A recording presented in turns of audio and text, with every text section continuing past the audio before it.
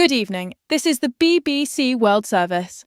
Today on the Assignment podcast, we bring you the story of the Waikikamukau dairy in New Zealand, where claims recently surfaced in the dairy magazine Pasture Eyes of cows producing flavoured milk, straight from the udder. We sent our reporter, Joe Whitmore, to investigate. At first glance, Waikikamukau Dairy appears to be an ordinary rural dairy operation.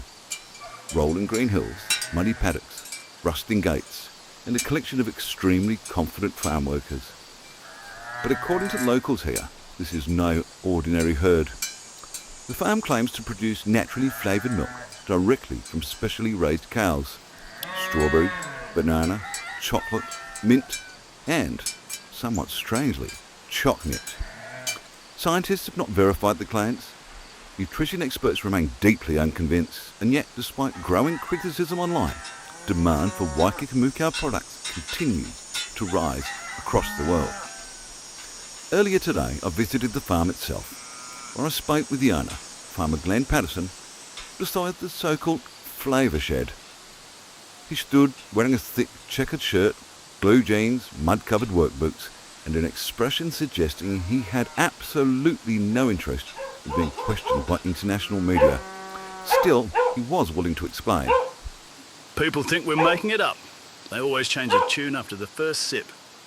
Strawberry Sue's been producing premium strawberry milk for years now. And as for Chocolate Charlie, well, best chocolate yield we've had since the summer of 2019.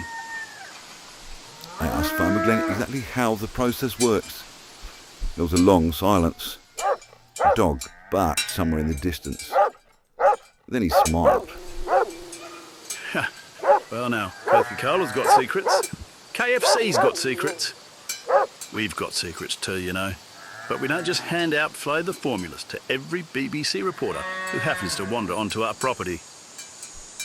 Behind him, workers in bright overalls move crates labelled Banana Bessie Premium, Minty May Reserve, and somewhat concerningly, experimental batch Do Not Shake, which, naturally, raised further questions. Students visiting the dairy appeared entirely convinced by the operation. One proudly held up a bottle of pink milk and declared, "It's real! You can literally taste the strawberry!" I obviously thought everyone in New Zealand was joking before we came here. But then we saw Strawberry Sue. She's actually pink. The student, 14-year-old Emily Carter, was visiting from Australia with her Year 9 class during a school camp tour of New Zealand. She spoke with a complete confidence as somebody who has very recently abandoned rational thought. So you genuinely believe the cows naturally produce flavoured milk?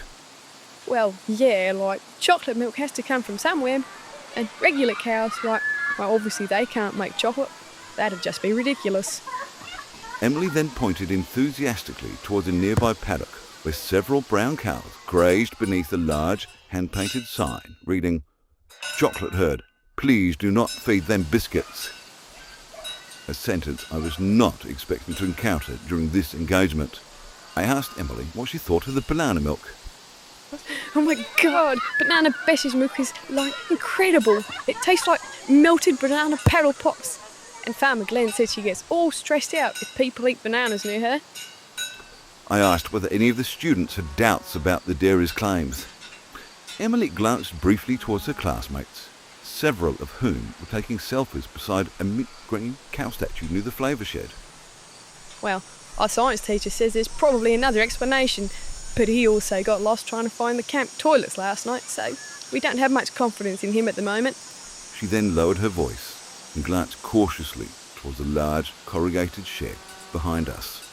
We weren't allowed inside the restricted flavour area, but one of the boys reckons he heard mooing and jazz music.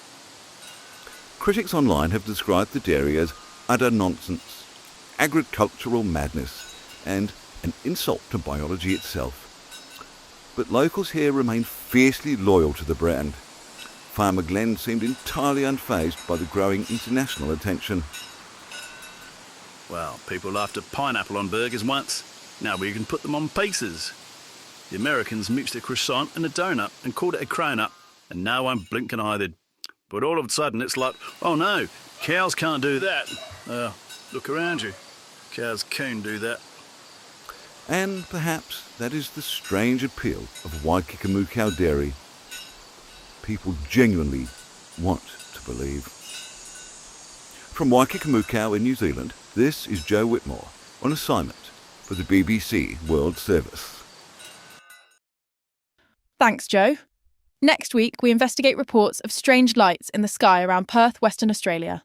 You've been listening to Assignment from the BBC World Service.